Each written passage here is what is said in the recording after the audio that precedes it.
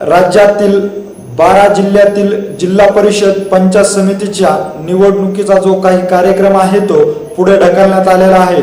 पुढील तारखा कशा पद्धतीने आहेत ह्या विषयाची सविस्तर माहिती आपण या पुढील व्हिडिओच्या माध्यमातून घेऊया।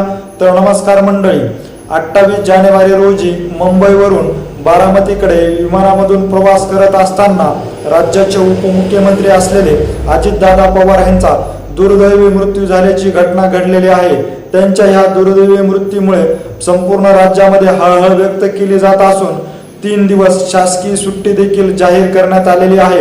त्यामुळे राज्यातील 12 जिल्ह्यातील जिल्हा परिषद आणि पंचायत समितीच्या निवडणुकीच्या जाहीर सभेची रणधुमाळी सुरू होती।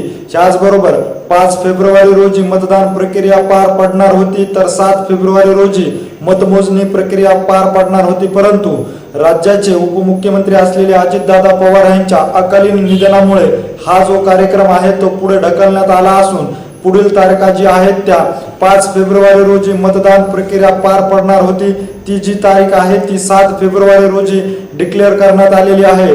तर 7 फेब्रुवारी रोजी मतमोजणी प्रक्रिया पार पडणार होती, ती तारीख जी आहे ती 9 फेब्रुवारी रोजी जाहीर करण्यात आलेली आहे। त्यामुळे राज्यातील 12 जिल्ह्यातील जिल्हा परिषद आणि पंचायत समितीच्या निवडणुकीचे मतदान प्रक्रिया जी आहे ती 7 फेब्रुवारी रोजी होणार आहे, तर मतमोजणी प्रक्रिया जी आहे ती 9 फेब्रुवारी रोजी पार पडणार असल्याच्या ज्या तारखा आहेत त्या ह्या 12 जिल्ह्यातील जिल्हाधिकाऱ्याकडून जाहीर करण्यात आलेल्या आहेत।